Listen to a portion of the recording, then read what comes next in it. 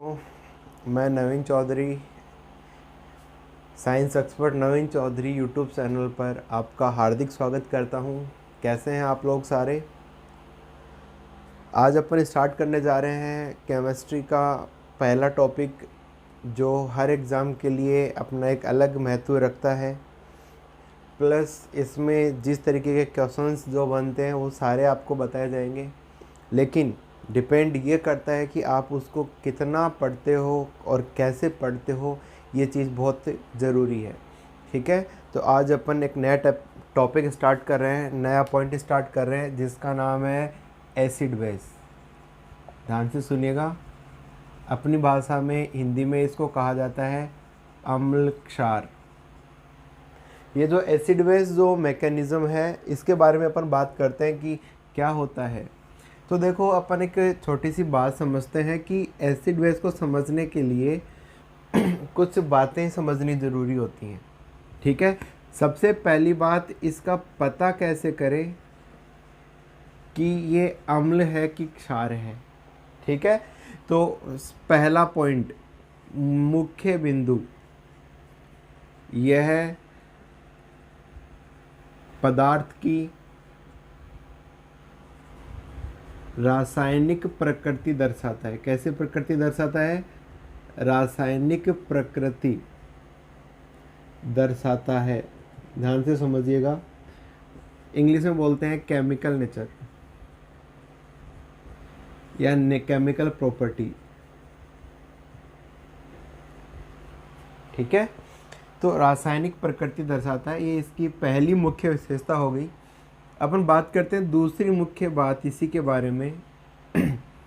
एक वैज्ञानिक थे सोरेनसन। इन्होंने क्या किया था? पीएच स्केल का निर्माण किया था। पीएच स्केल मतलब एक ऐसा स्केल बनाया था जिसमें 0 से 14 तक वैल्यू थी, प्लस बीच का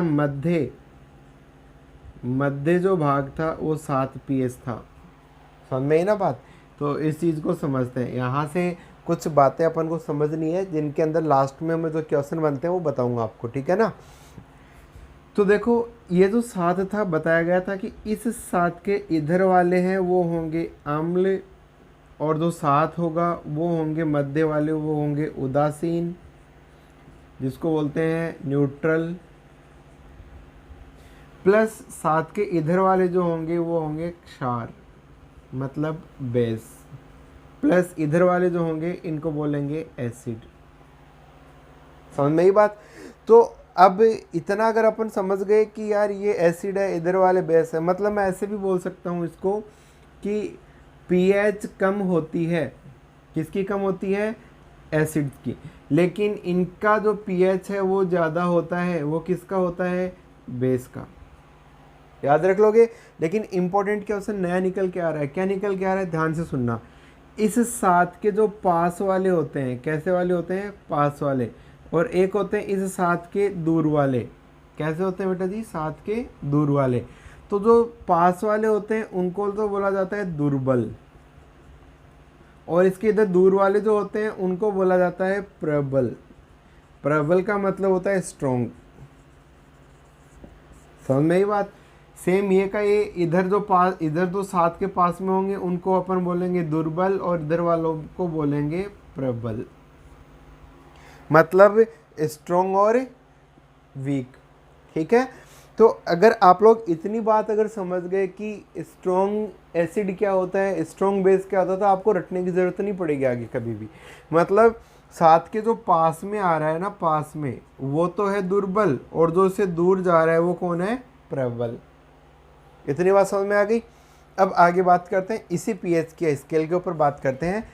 तो देखो, ये जो एसिड बेस का जो जिक्र है इसको समझते हैं। तो सोरेनसन वैज्ञानिक ने पीएच स्केल को दिया था और समझाया था कि एसिड बेस क्या होता है। लेकिन इसी में आगे और भी क्वेश्चन बनते हैं, जैसे अभी अपन बात करेंगे। ठीक है, 1 बाय 1 टॉपिक्स में इसी में ही आगे बात करेंगे कि आगे इसमें और क्या क्या प्रॉपर्टी निकल के आई। ओके, तो देखो ध्यान से सुनना। अपन बात करते हैं एसिड की। एसिड जो होता है वो एक लैटिन नाम है। कैसा नाम है? लैटिन। ध्यान से सुनना, लैटिन जो नाम होता है ना, ग्रीक वर्ड जिसको बोलते हैं, वो बना होता है, निकला कहाँ से था ये? एसिडस से। किससे निकला था? एसिडस से, जिसका अर्थ होता है खट्टा। क्या होता है? खट्टा, सौर। ओके तो देखो ये अर्थ खट्टा दे रहा है, इसका मतलब अपन इसको एक ट्रिक से याद कर सकते हैं कि ये स्वाद में कैसे होते हैं? खट्टे। दूसरा, ध्यान से सुनना, लिटमस पत्र का रंग ये क्या कर देते हैं? नीले से लाल कर देते हैं। नेक्स्ट पॉइंट और समझना, इनका पीएच सदैव क्या होता है? कम। किससे? 7 से कम। अगली बात तो ध्यान से सुनना, ठीक है। अब मैं इसी के बारे में आपको एक बात और बता रहा हूं। नाम सुना है क्या अपन ने? माँ। ये इंपॉर्टेंट है, याद रखना। कैसे याद रखोगे? तो देखो नाम आ गया, जैसे मैं बोल दिया मैथिल ऑरेंज। क्या नाम बोल दिया? मैथिल ऑरेंज, ठीक है। ध्यान से सुनिएगा इसका। ए से होता है एसिड। अब ये ए फॉर आएगा, तो जब मैथिल ऑरेंज जब जुड़ जाएगा किससे? अम्ल से, तो क्या आएगा? तो देखो पी फॉर पिंक। यहां पर पी का मतलब होगा कि प्रदान करेगा। क्या प्रदान करेगा? पिंक, गुलाबी रंग प्रदान करेगा। तो मैथिल ऑरेंज अम्ल के साथ जुड़कर कौन सा रंग प्रदान करता है? गुलाबी रंग प्रदान करता है। ये चीज़ हमेशा याद रख लेना। आप चाहो तो इसको शॉर्ट में आप याद रखना चाहो तो इसको एक और ट्रिक होती है, इससे भी इजी ट्रिक है, माप। मैथिल ऑरेंज प्लस एसिड बराबर पिंक, पी फॉर पिंक। माप याद रख लो हमेशा, कभी भी रटना ही नहीं पड़ेगा। इतना तो समझ में आ गया। तो अपन इसी बात को और आगे समझते हैं कि ये कैसा हुआ। तो मैंने अभी क्या क्या बताया है कि ये स्वाद में कैसे होते हैं? खट्टे होते हैं। प्लस मैंने क्या बताया कि एक लैटिन वर्ड से लिया गया है अम्ल, जिसको बोलते हैं अपन, क्या बोलते हैं बताओ? ध्यान से सुनिएगा, एसिडस, ठीक है। यहाँ पर एक नया नाम निकल के आ रहा है। क्या नाम निकल के आ रहा है? लिटमस पत्र। नया नाम निकल के आ रहा है, उसको कहते हैं लिटमस पत्र। तो देखो लिटमस पत्र के बारे में बात करते हैं। नाम सुना है थैलोफाइटा। इस थैलोफाइटा में एक नाम आता है लाइकेन। उस लाइकेन से प्राप्त किया जाता है। लाइकेन क्या होता है? अगर कोई पूछे लाइकेन क्या होता है तो बता देना कि कवक प्लस शैवाल। इंग्लिश में बोलते हैं इसको फंगस। क्या बोलते हैं इसको? क्या बोलते हैं? एल्गी। इन दोनों की सहजीवी अवस्था होती है। सिम्बायोटिक अवस्था है ना, सहजीवी अवस्था क्या कहलाती है? लाइकेन। पादप जगत का कौन सा भाग है ये? थैलोफाइटा। तो हमेशा याद रखना, लिटमस पत्र जो होता है उस लिटमस पत्र को किससे प्राप्त किया जाता है? थैलोफाइटा वर्ग के लाइकेन से। लाइकेन किस किस से मिलकर बना होता है? तो कवक और शैवाल, अपन बोल सकते हैं फंगस या एल्गी से। बात समझ में आ गई ना? इस तरीके से छोटे छोटे क्वेश्चंस आते हैं एग्जाम में। तो यहाँ तक सब कुछ समझ में आ गया होगा। इसी तरीके से अपन बात कर लेते हैं बेस के बारे में, ठीक है। तो देखो अगला पॉइंट, इसी एसिड की जगह अगर मैं मान लो नाम रख देता हूँ बेस, कि क्षार के बारे में बताइए। तो देखो साहब बात करते हैं क्षार के बारे में, समझना ध्यान से, ठीक है। यही छोटी छोटी बातें अपन को याद रखनी है। अब बात करते हैं अपन बेस के बारे में। तो बेस का मतलब क्या होता है? क्षार। क्षार क्या होते हैं? मैं बेसिक चीज़ बता रहा हूँ, मैंने अभी इसके बारे में और कुछ नहीं बताया, H+ है कि OH- है, ठीक है। तो देखो क्षार के बारे में बात करते हैं। ये जो क्षार होता है ना, इस क्षार के बारे में, ठीक है। तो सबसे पहले अपन बात करते हैं क्षार के बारे में कि ये जो क्षार होते हैं इनका pH ज़्यादा होता है किससे? 7 से। दूसरी बात, ये कड़वे होते हैं। इन्हें अगर अपन महसूस करेंगे तो ये अपन को साबुन के समान महसूस होंगे। किसके समान? Shop like. ध्यान से सुनिएगा। ये अगला पॉइंट यही होते हैं। ये देखो, लिटमस पत्र को ये क्या कर देते हैं? लाल से नीला रंग दे देते हैं। समझना ध्यान से। मैंने H+OH- वाला जिक्र क्यों नहीं किया? क्योंकि वो थोड़ा हटके टॉपिक है, इसलिए अपन इस पे बात नहीं कर सकते। लेकिन इसमें एक बहुत इंपॉर्टेंट क्वेश्चन आता है, बहुत ही छोटा सा क्वेश्चन पूछा आता है।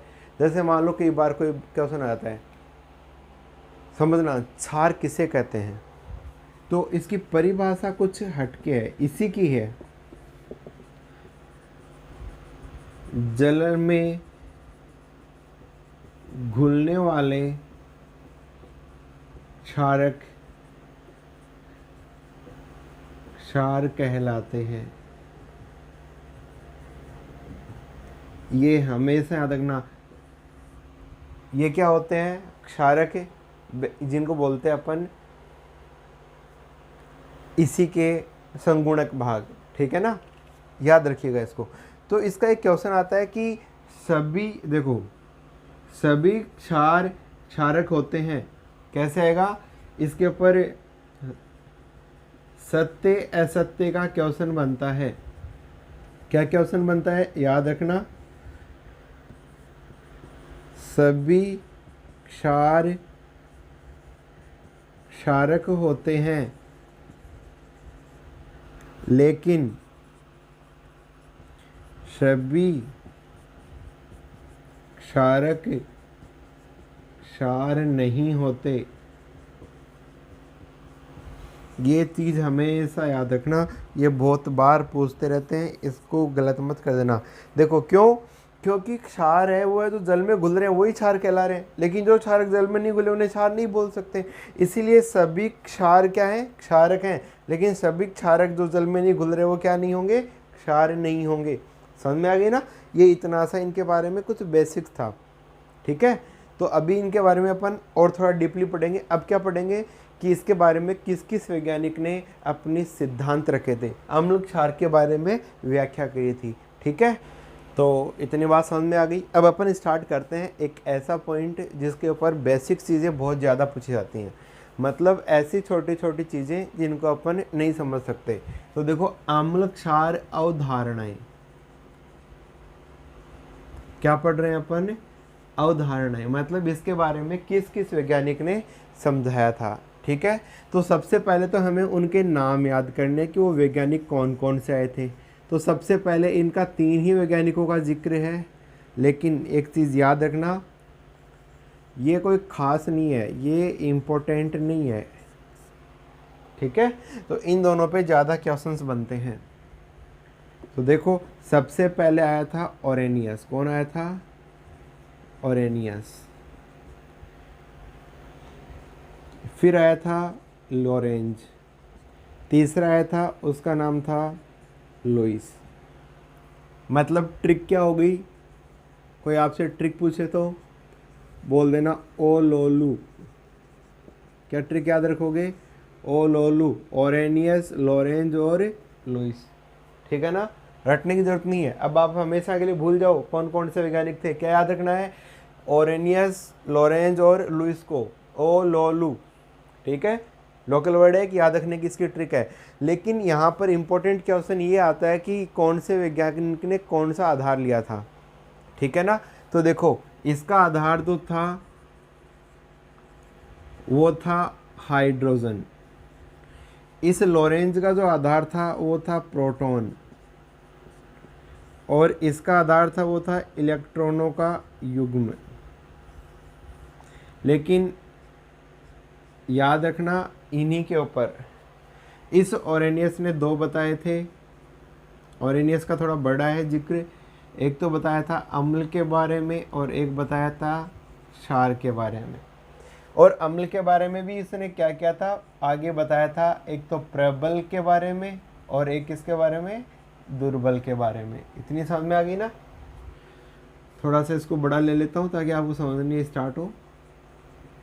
दुर्बल सेम ये का ये यहाँ पे कॉन्सेप्ट था, एक तो लिया था सबसे पहले प्रबल और एक लिया था दुर्बल। मैं यहाँ पर इसीलिए एक साथ लिख रहा हूँ ताकि आप पहले प्रबल पढ़ सको फिर दुर्बल पढ़ सको, ठीक है। तो अपन को इस चीज़ को पढ़ना है, बस यही एक इम्पोर्टेंट भाग था जिसमें अपन को याद रखना है। इसमें इतना नहीं है, इसने भी यही बोला था, एक तो अम्ल होता है बट एक और क्या होता है, क्षार होता है। इसमें भी वैज्ञानिकों ने इतना ही दिया था, जो अपने लुईस साहब थे उन्होंने, एक तो अम्ल होता है और एक क्या होता है, क्षार होता है। बस इतना ही खास है, कोई और इम्पोर्टेंट क्वेश्चन नहीं बनता इसके अंदर। लेकिन इन्हीं क्वेश्चनों में से बहुत सारे क्वेश्चन बन जाते हैं, समझ में आई ना बात। तो पहला पॉइंट तो आपको ये याद हो गया होगा कि कौन कौन से वैज्ञानिक आए थे भाई। तो सबसे पहले आया था ऑरेनियस, फिर आया था लो का मतलब होता है लॉरेंज, लू का मतलब होता है लुईस, ठीक है। तो अपन जो सबसे पहले जो चीज़ पढ़ेंगे वो ये पढ़ेंगे कि इन्होंने अम्ल क्षार किस आधार पर लिया था। तो यहाँ पर जो सबसे पहला जो क्वेश्चन बनता है वो बनता है अम्ल क्षार के बारे में कि अम्ल क्षार कौन कौन से होते हैं, ठीक है ना। तो देखो परिभाषा बताएंगे अम्ल कौन से होते हैं, मैं दूसरे रंग से लिख देता हूँ ताकि आपको समझने में दिक्कत नहीं हो। देखो ध्यान से समझिएगा इस चीज़ को। इन्होंने ऑरेनियस ने हाइड्रोजन को आधार मानकर बताया था कि H+ दाता ही अम्ल कहलाते हैं। क्या बताया था कि H+ जो दाता होते हैं वो ही क्या कहलाते हैं, अम्ल कहलाते हैं। बात समझ में आ गई इतनी सी बात, यही इंपॉर्टेंट बात थी। दूसरा देखो सुनना ध्यान से, ये छोटे छोटे पॉइंट्स हैं। इसका आधार क्या था, इन्होंने अम्ल के बारे में क्या कहा था, प्रोटॉन दाता समूह या जो नाम होगा वो क्या कहलाएगा, अम्ल। इन्होंने क्या कहा था, यहाँ पर उल्टा, यहाँ पर दोनों जगह दाता नाम आ रहा है तो यहाँ पर क्या हो जाएगा, इलेक्ट्रॉन युग्म ग्राही अम्ल कहलाता है। बात समझ में आ गई ना। तो पता चल गया अम्ल के लिए। यहाँ पर याद रखने वाली बात कौन सी है, सिर्फ याद रखने वाली ये बात है जो आपको थोड़ा कंफ्यूज करेगी। कौन सी, कि दाता नाम यहाँ पे आ रहा है, दाता नाम यहाँ पे आ रहा है, लेकिन यहाँ पर कौन सा नाम आ रहा है, ग्राही नाम आ रहा है। यहाँ पर हाइड्रोजन था, यहाँ पर प्रोटॉन था और यहाँ पर इलेक्ट्रॉनों का युग्म था। समझ में आ गई ना। तो ये एक छोटी चीज़ होती है जिसको अपन को याद रखना है, ठीक है। चलो तो अब अपन प्रबल की बात करते हैं। तो प्रबल में और दुर्बल में क्या होता है, देखो एक फर्क होता है। H+ जो ज्यादा दे, मैं पूरा लिख देता हूं, प्रबल क्या होता है, जलीय विलयन में H+ ज्यादा दे उसे क्या कहेंगे, प्रबल अम्ल कहेंगे। क्या कहेंगे, प्रबल अम्ल। और जो H+ कम दे उसे क्या कहेंगे बताओ, दुर्बल अम्ल कहेंगे। याद रख लोगे ना। तो मतलब pH स्केल के अंदर जो 7 जो है, इस 7 के पास में होते हैं वो तो होते हैं दुर्बल। क्या होते हैं, दुर्बल। और जो 7 से जो दूर होते हैं उनको क्या बोलते हैं, प्रबल। याद रख लोगे ना। अगर क्षार की बात करूंगा तो पास वाले दुर्बल क्षार और दूर वाले प्रबल क्षार। अम्लों की बात करूंगा तो क्या होगा, पास वाले दुर्बल अम्ल और दूर वाले प्रबल अम्ल। समझ में आ गई ना बात।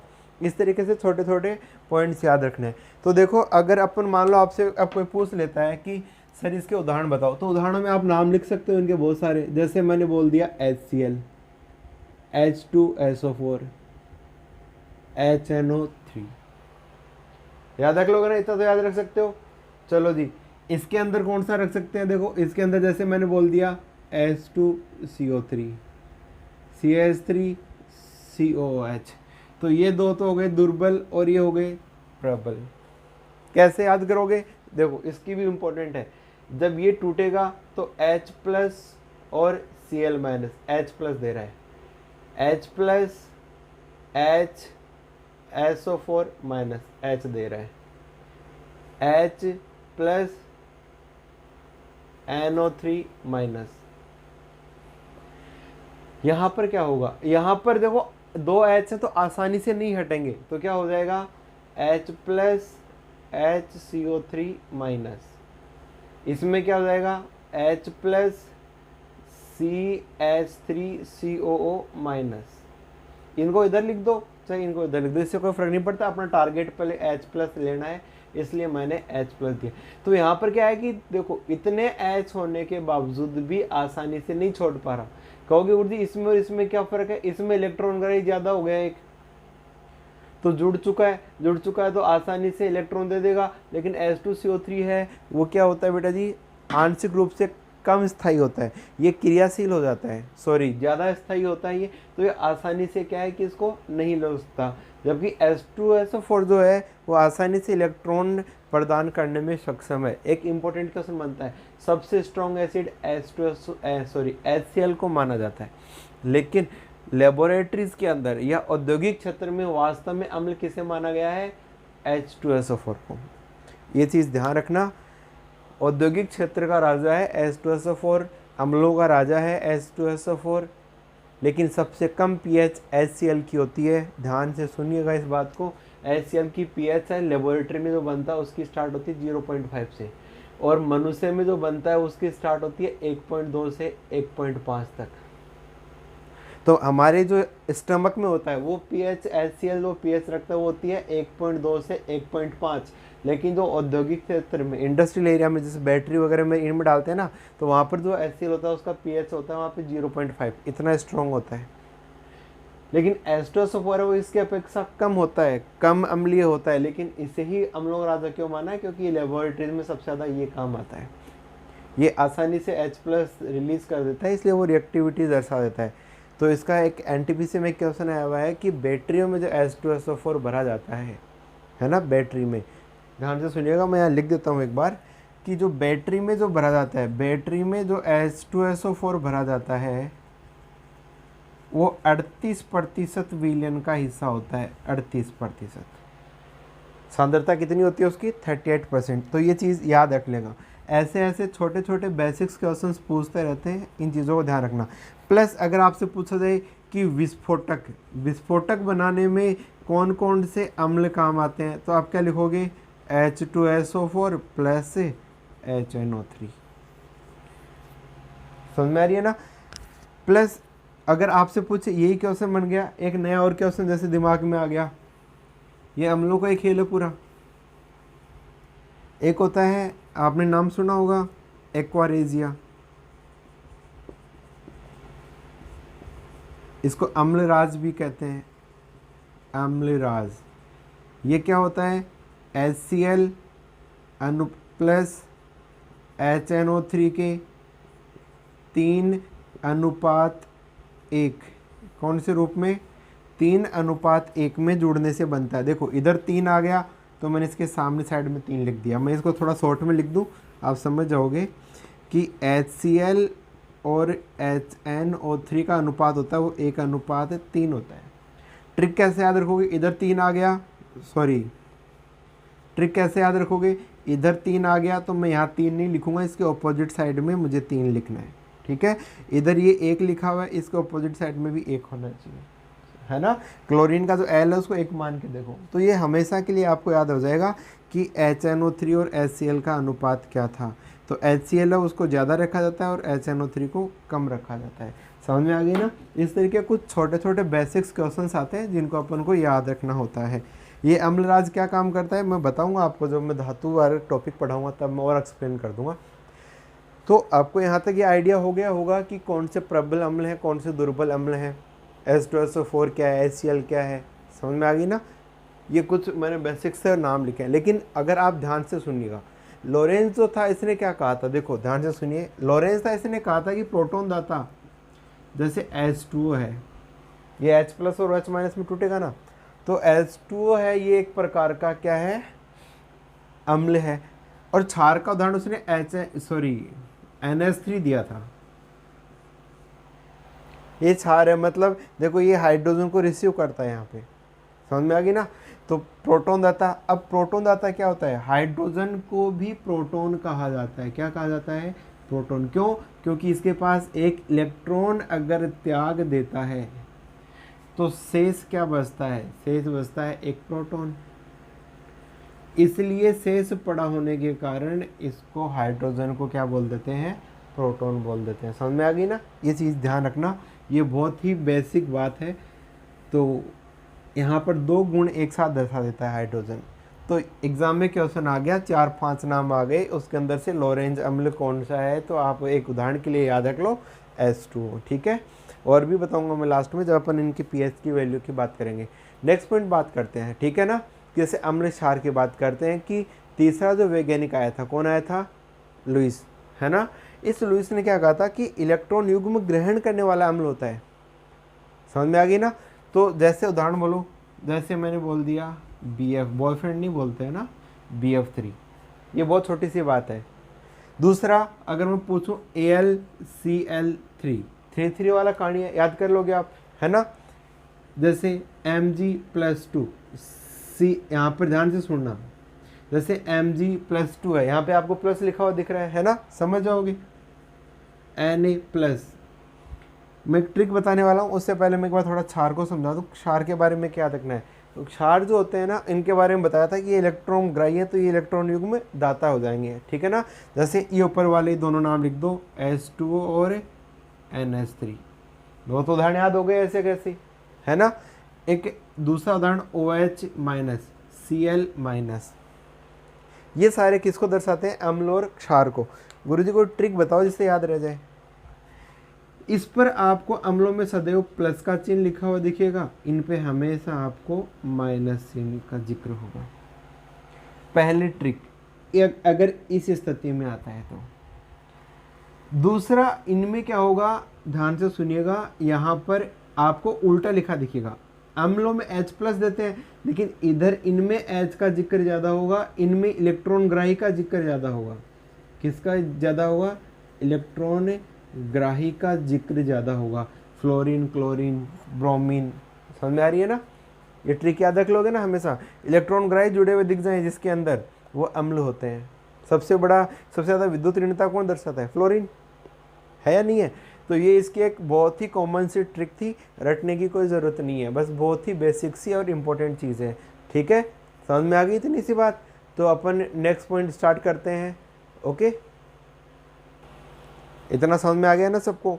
लेकिन अब एक और इम्पोर्टेंट टॉपिक रह गया जिसके बारे में अपन को जानना है, वह है क्षार के बारे में, कि ऑरेनियस ने क्षार का जिक्र कैसे किया था। इसके उदाहरण है, उनके क्वेश्चन बहुत ज़्यादा आते हैं एग्जाम में।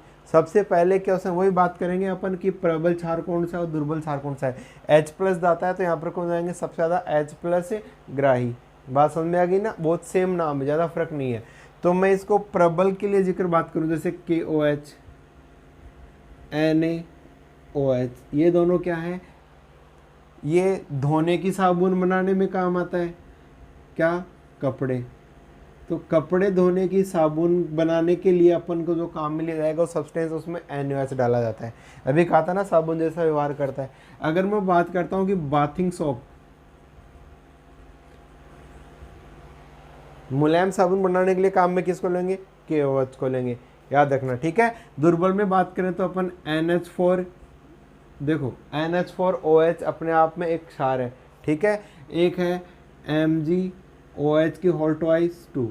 इसमें एक छोटी चीज़ ध्यान रखना, ये MgOH है वो बहुत ही प्यारा क्वेश्चन देता है आपको। इसको कहते हैं मिल्क ऑफ मैग्नीशिया। क्या कहते हैं, हिंदी में लिख देता हूँ, आप कंफ्यूज हो जाओगे। मिल्क ऑफ मैग्नीशिया, ये मिल्क ऑफ मैग्नीशिया 2 काम करता है। क्या काम करता है, 2 काम करता है। पहला काम,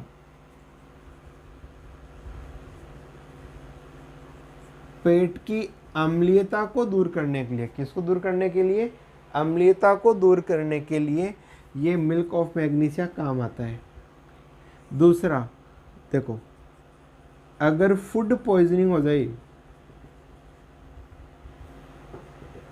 फूड पॉइजनिंग हो जाए तो उसके अंदर एंटीडोट का काम करता है, मतलब ये खिला दो सहारा मिल जाएगा। बात समझ में आ गई ना, ये चीज़ ध्यान रखना हमेशा। तो ये छोटे छोटे जो पॉइंट्स हैं इनसे ही अपने कॉन्सेप्ट्स क्लियर होते हैं भाई साहब जी, इसलिए इस चार को मैंने रोक के रखा था क्योंकि यहाँ पे स्पेस कम था। ये समझ में आ गया। इसका ऑपोजिट लिख देना, यहाँ H प्लस दाता लिखा था, यहाँ H प्लस ग्राही, ठीक है। या मैं ऐसे बोल सकता हूँ उसको OH प्लस दाता, सॉरी OH माइनस दाता, ठीक है। डिपेंड करता है कि वो क्वेश्चन किस तरीके का आता है।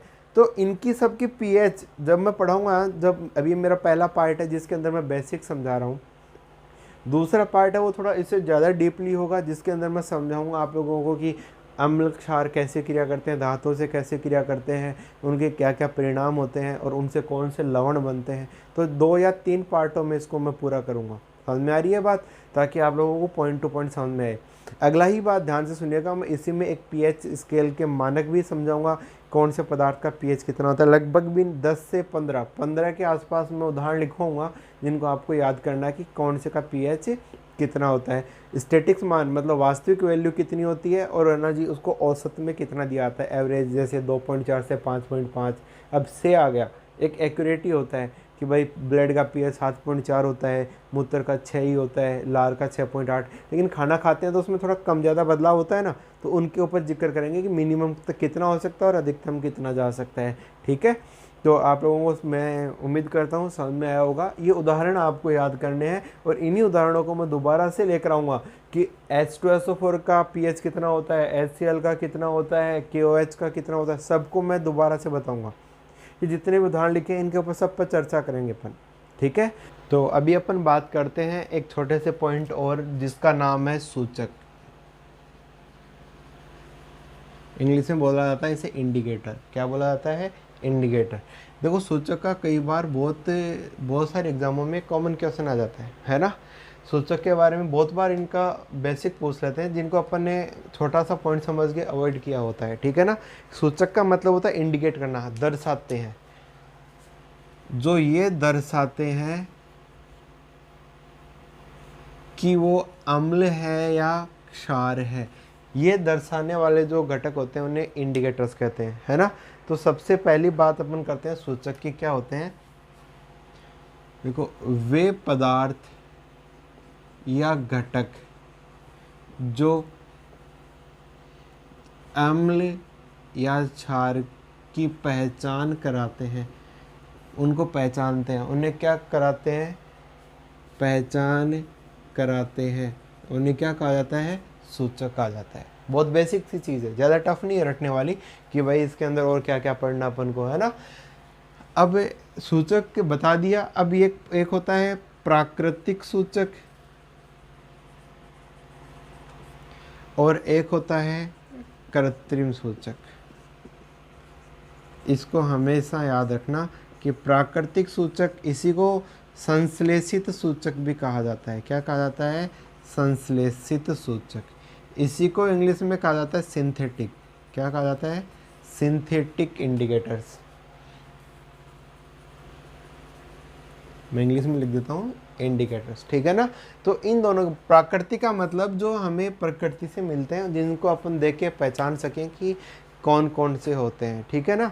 तो देखो ध्यान से सुनिएगा, सारे नाम बताएंगे आपको, जितना तुम जानते हो ना उसके बारे में, सबके बारे में, ठीक है।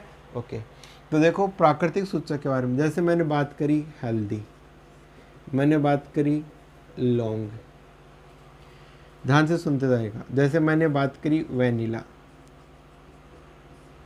ये सारे कॉमन नाम है, ये कहीं पर भी आ जाते हैं, इनका कोई पर्टिकुलर कोई नाम नहीं है। जैसे मैंने और बोल दिया, जैसे आप लोगों को समझाने के लिए प्याज, एक बोल दिया लहसुन, समझ में आ रही है ना। ये वो होते हैं जिन्हें अपन ये रंग के द्वारा भी पहचान सकते हैं। जैसे लौंग हुआ, सॉरी मैं पहले बोल देता हूँ हल्दी के बारे में। जैसे हल्दी हुआ, ये रंग देता है ना। तो ये रंग ये सूचक कहलाते हैं। कैसे कहलाते हैं? रंग वाले, ये रंग दर्शा देते हैं। लौंग, प्याज, लहसुन हुआ, ये क्या होते हैं? ये हमें गंध का ज्ञान कराते हैं। वेनिला भी गंध में गिना जाता है। इसको रंग और गंध दोनों में ले सकते हैं क्योंकि ये अपना एक खुद का पर्टिकुलर लक्षण रखता है, ठीक है ना। तो ये चीज़ हमेशा ध्यान रखना कि जिनको अपन सूंघ के, गंध का मतलब है सूंघ के अपन पता लगा सकते हैं कि ये अम्ल प्रकृति है क्षार की। हल्दी देखा होगा अपन ने, कई बार खाना खा के हाथ पोंछते हैं तो वो हल्दी है वो पीले रंग की है, साबुन लगाते वो लाल रंग की हो जाती है, तो वो रंग दर्शाती है, तो रंगों के द्वारा इंडिकेट करती है। समझ में आ रही है ना। सब बताएंगे आपको पीएच स्केल में हल्दी का कितना पीएच होता है, वो अम्लीय होती है कि क्षारीय होती है, अम्लीय पदार्थ कौन कौन से अपनी डेली लाइफ में काम आने वाले, क्षारीय पदार्थ कौन कौन से हैं, ठीक है ना। तो एक और ध्यान रखना इसके अंदर कि इसके अंदर कुछ कई बार पादपों के नाम भी पूछ लेते हैं। किसके नाम पूछ लेते हैं? पादपों के नाम, कि ये जो पादप है ये इसके कौन से भाग हैं, या इसके ये कौन सी प्रकृति दर्शाता है, ये अम्लीय दर्शाता है या क्षारीय दर्शाता है, ठीक है ना। तो ध्यान से सुनिएगा, अपन इसके बारे में बात करते हैं। नाम होगा हाइड्रेजिन। देखो बहुत ही पादपों के पर्टिकुलर नाम पूछ जाते हैं, है ना। ये जो पादप है ये बहुत ही बेसिक पादप है ना, हाइड्रेनियम। हाइड्रेनियम तो इसके बारे में बहुत बार एग्जाम में क्वेश्चन आ चुका है, ये लगभग पूछा जाता है, यूपीएससी तक के एग्जामों में पूछा हुआ क्वेश्चन है। एक आप सब जानते हैं कि पिटूनिया, जानते हो पिटूनिया, ये भी एक पादप है, पादप ही भाग हो गया एक तरीके से, जो अम्ल क्षार की पहचान कराने में काम आता है। एक होता है जेरेनियम। क्या होता है? जेरेनियम। तो ये जो जेरेनियम है ना, ये भी एक ऐसा ही भाग है जो है ना जी एक तरीके से प्राकृतिक सूचक की तरह काम करता है। यहाँ पर आप एक नाम और भी लिख सकते हो, हल्दी। कौन सा नाम लिख सकते हो? हल्दी, ठीक है। उसके बाद में मैं इनके अंदर बात बोल दूंगा मैं मैथिल ऑरेंज। क्या बोलूँगा? मैथिल ऑरेंज। या बोल सकता हूँ मैं मिथाइलिन ब्लू। ये होते हैं सूचक। समझ में आ गई। तो इस तरीके से कुछ बेसिक्स क्वेश्चंस आते हैं अपने एग्जाम्स में जिनको याद रखना होता है, ठीक है। समझ में आ गए। तो दोस्तों ये था आज का बेसिक पार्ट, जिनमें अपन को याद करना था कौन सा इंपॉर्टेंट है कौन सा इंपॉर्टेंट नहीं है।